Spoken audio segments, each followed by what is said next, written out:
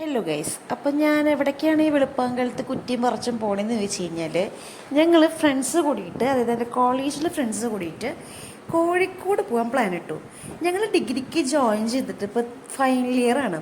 3 കൊല്ലമായിട്ട് ഞങ്ങൾ എവിടേക്കെങ്കിലും ഒന്ന് ഫ്രണ്ട്സായിട്ട് കറങ്ങാൻ പോകണമെന്ന് പ്ലാൻ ചെയ്ത് അവസാനം 2 കൊല്ലം അങ്ങനെ പോയി.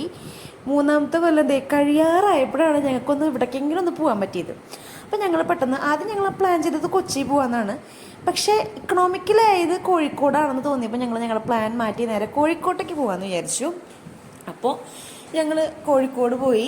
ഞങ്ങളൊരു 7 പേരുണ്ടായിരുന്നു ഞങ്ങളുടെ കോളേജിൽ. ഞങ്ങളുടെ ക്ലാസ്സിൽ 17 പേരുണ്ട്. അതിൽ ഞങ്ങൾ 7 പേരെ പോയുള്ളൂ. കാരണം ഉള്ളവരെ മുഴുവൻ പറക്കി കൂട്ടി പോകാമെന്നായിരുന്നു മെയിൻ ഉദ്ദേശം.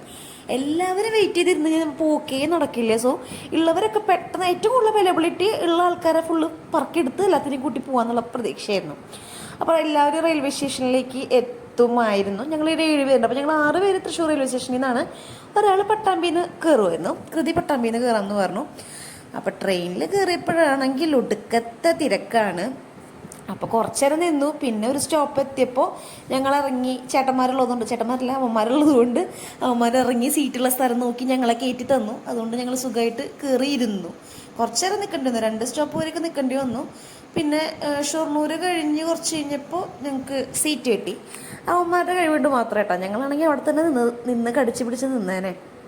അത് കഴിഞ്ഞ് പട്ടാമ്പി എത്തിയപ്പം കൃതി ഞങ്ങളെ ജോയിൻ ചെയ്തു. പിന്നെ ഞങ്ങളുടെ പ്ലാനിങ് ആയിരുന്നു എന്ത് ചെയ്യണം, എവിടെ പോകണം. പ്രത്യേകിച്ച് വലിയ ഐഡിയ ഒന്നും മിഠായി തെരുവിൽ പോകണം എന്ന് വിചാരിച്ചിട്ടുണ്ടായിരുന്നു. പിന്നെ വേറെ കുറച്ച് ആവശ്യങ്ങളൊക്കെ ഉണ്ടായിരുന്നു ആക്ച്വലി. അത് ഈ പറഞ്ഞ മാതിരി എല്ലാ ബിറ്റ്സും നമുക്ക് എടുക്കാൻ പറ്റില്ല. ഇപ്പോൾ ഇത് കുറച്ച് ആദ്യത്തെ ബിറ്റ്സുകളാണ്. പിന്നെ കോഴിക്കോട് എത്തിയതിനു ശേഷമുള്ള പല ബിറ്റ്സുകളും എനിക്ക് മര്യാദയ്ക്ക് എടുക്കാനായിട്ട് പറ്റിയിട്ടില്ല. എന്ന് വെച്ച് കഴിഞ്ഞാൽ നമ്മൾ ആ റഷിൻ്റെ ഇടയ്ക്ക് അപ്പോൾ വേറെ കുറേ പേഴ്സണലായിട്ടുള്ള ആവശ്യങ്ങളും കാര്യങ്ങളൊക്കെ ഉണ്ടായിരുന്നു.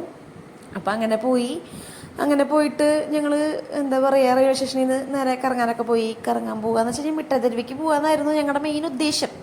അവിടെ പോവുക, ബാർഗെയിൻ ചെയ്യുക, സാധനങ്ങൾ മേടിക്കുക, അതൊക്കെയാണ് ഞങ്ങളുടെ മെയിൻ ഉദ്ദേശം. പിന്നെ പാരഗണിയിൽ നിന്ന് ഒരു ബിരിയാണി കഴിക്കുക, അതൊക്കെയായിരുന്നു. അപ്പോൾ ബീച്ച് എന്നുള്ളൊരു ഓപ്ഷൻ എന്താ പറയുക സംശയമായിരുന്നു.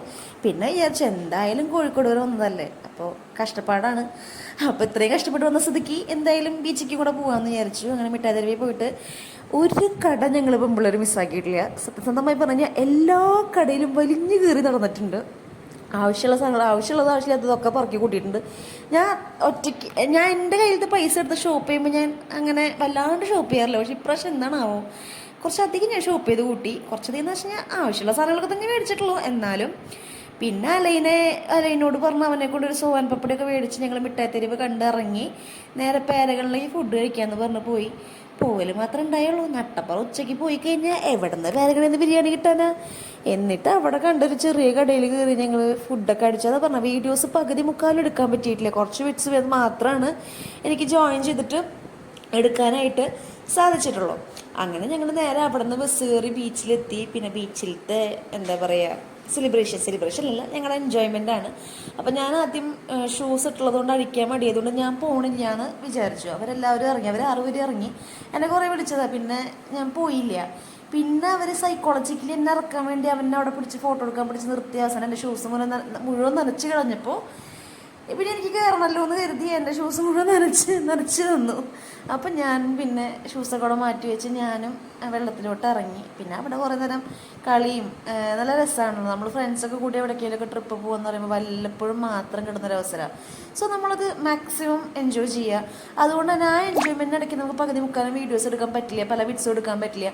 പർച്ചേസിങ്ങിന് വേറെ ബിറ്റ്സ് എടുക്കുകയാണെങ്കിൽ വീഡിയോ ഒക്കെ ഒരു ലോഡ് വീഡിയോ ഉണ്ടാവും സത്യം പറഞ്ഞു കഴിഞ്ഞാൽ. അപ്പം ഞങ്ങളങ്ങനെ പോയി നല്ല നല്ല നല്ല ഐറ്റംസൊക്കെ ഞങ്ങൾ എൻജോയ് പറയുക. ഐറ്റംസ് അല്ല, നല്ല നല്ല എക്സ്പീരിയൻസസ് ഒക്കെ ഞങ്ങൾ എന്താ പറയുക ഞങ്ങൾക്ക് ഭയങ്കരമായിട്ട് തോന്നി. നല്ല രസമായിരുന്നു. കാരണം നമ്മൾ അത്രയും ക്ലോസ് സർക്കിളുള്ള ആൾക്കാരുടെ കൂടെ പോയി കഴിഞ്ഞാൽ നമുക്ക് നല്ലൊരു എന്താ പറയുക നല്ലൊരു ടൈം സ്പെൻഡ് ചെയ്യുന്ന സമയത്ത് ഭയങ്കരമായിട്ടൊരു പോസിറ്റീവ് വൈബ് എനിക്ക് ഭയങ്കരമായിട്ട് കിട്ടിയിരുന്നു. കാരണം അത്രയും എൻ്റെ എന്താ പറയുക നല്ല നല്ല ഫ്രണ്ട്സാണ് അവർ. കോളേജിലെ ഫ്രണ്ട്സ് ആണെങ്കിലും എനിക്ക് കിട്ടുന്ന ഫ്രണ്ട്സൊക്കെ ഒരു ഇതെല്ലാവരും നല്ലവരാണ്, അത് വേറെ കാര്യം. പക്ഷെ ഭയങ്കര ഇന്നസെൻ്റ് ആയിട്ടുള്ള ആൾക്കാരാണ് ഇവരൊക്കെ. ഓക്കെ, നമ്മുടെ കോഴിക്കോട് ട്രിപ്പ് എങ്ങനെ ഉണ്ടായിരുന്നു? പറയടി. കട്ട് ചെയ്യൊന്നുമില്ല, ഇത് ഒറിജിനൽ ആയിട്ട് പോകണതാ. എന്റെ കൃതി പറയും എങ്ങനെയാണ് കൃതി കോഴിക്കോട് ട്രിപ്പ്? ഫുഡായിരുന്നു മെയിൻ. എന്താന്ന്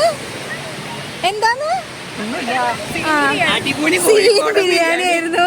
കോഴിക്കോട് ബിരിയാണി ഞങ്ങൾ പേരകളുടെ ബിരിയാണി പ്രതീക്ഷിച്ച് വന്ന് പേരകളുടെ ബിരിയാണി അന്വേഷിച്ച് വന്ന് ഞങ്ങൾക്ക് കിട്ടിപ്പോയത് എവിടത്തെയോ പാറമടയിലെ ബിരിയാണി കിട്ടിയൊരു ഫീലായിരുന്നു. മര്യാദയ്ക്ക് ഫുഡൊന്നും ശരിക്കും എക്സ്പ്ലോർ ചെയ്യാൻ പറ്റിയില്ല. പക്ഷെ ഞങ്ങൾ പർച്ചേസ് ചെയ്ത് കൂട്ടാളത് മുഴുവൻ പർച്ചേസ് ചെയ്ത് കൂട്ടിയിട്ടുണ്ട്. അനീറ്റ മേടിക്കാവുന്നിടത്തോളം മേടിച്ച് കൂട്ടിയിട്ടെന്നാ പറഞ്ഞ്. ഞാൻ അത്യാവശ്യം ഞാൻ വിചാരിച്ചതിന് അപ്പുറത്തേക്ക് ഞാൻ ഏറ്റവും കുറവ് വാങ്ങിയുള്ളത് ഐഷ കേട്ടോ. പാവം ഉണ്ടായില്ല അങ്ങനെ പറയല്ലേ. അനീറ്റയാണ് പിന്നെ കുറവ് മേടിച്ചിട്ടുള്ളത്. പിന്നെ ഞാനാണ് കുറവ് മേടിച്ചിട്ടുള്ളത്. പിന്നെ ഏറ്റവും കൂടുതൽ എക്സ്പെൻസീവ് ആയിട്ടുള്ളത് കൃതിയാണ്. അമ്മ മനസ്സ് തങ്കം മനസ്സ് അല്ല ഐഷോ, അമ്മയുടെ മനസ്സാ. മറ്റൊരമ്മ അമ്മായിയമ്മ. അങ്ങനെ വീഡിയോയിൽ പറഞ്ഞ പോലെ ഞങ്ങളെല്ലാവരും അത്യാവശ്യം സാധനങ്ങളൊക്കെ ഞങ്ങൾ മേടിച്ച് കൂടിയിട്ടുണ്ട്. അപ്പം ഞാൻ അടുത്ത വീഡിയോ ആയിട്ട് വരുന്നത് what I boat from Kozhikode എന്ന് പറഞ്ഞിട്ടുള്ളൊരു വീഡിയോ ആയിരിക്കും. അങ്ങനെ ഞങ്ങൾ നേരെ അവിടെ നിന്ന് പിന്നെ റെയിൽവേ സ്റ്റേഷനിൽ വന്ന് അവിടെ നിന്ന് ട്രെയിൻ കയറി പിന്നെ നേരെ തൃശ്ശൂർക്ക് എത്തുന്നതാണല്ലോ. നമുക്ക് അതുവരെ 3 മണിക്കൂറുണ്ട്. അപ്പോൾ ട്രെയിനിന് നല്ല തിരക്കായിരുന്നു. പക്ഷേ അവന്മാർ ബുദ്ധിപൂർവ്വം ട്രെയിനിൽ കയറുന്നതിന് മുന്നേ ബാഗൊക്കെ അവിടെ കൊടുത്ത് ഏൽപ്പിച്ച് ഫുള്ള് സെറ്റാക്കിയതുകൊണ്ട് ഞങ്ങൾക്ക് ചെന്നപ്പോഴേക്കും സീറ്റൊക്കെ അത്യാവശ്യം ഒപ്പിച്ചു. പിന്നെ മടിയിലൊക്കെ ഇരുത്തി തിരക്കാറ് ഞങ്ങൾ അഡ്ജസ്റ്റ് ചെയ്തു. പിന്നെ അത്യാവശ്യം വിശപ്പ് തീർക്കാനുള്ള സാധനങ്ങളൊക്കെ അലയുടെ ബാഗിൽ സ്റ്റോക്ക് ഉള്ളത് കൊണ്ട് ഞങ്ങൾ ഇച്ചിരി സമാധാനത്തിലിരുന്നു. അത് കഴിഞ്ഞ് പിന്നെ തൃശ്ശൂർ എത്താറായപ്പോൾ ഒരു വിഷമം. കാരണം അന്നത്തെ ദിവസം ഫുള്ള് നല്ലൊരു ദിവസമായിരുന്നു. പിന്നെ അവിടെ എത്തി. അത് കഴിഞ്ഞ് എല്ലാവരും പല വഴിക്ക് ടാറ്റ ബൈ ബൈ പറഞ്ഞ് നേരെ വീട്ടിൽ പോയി കിടന്നുറങ്ങി.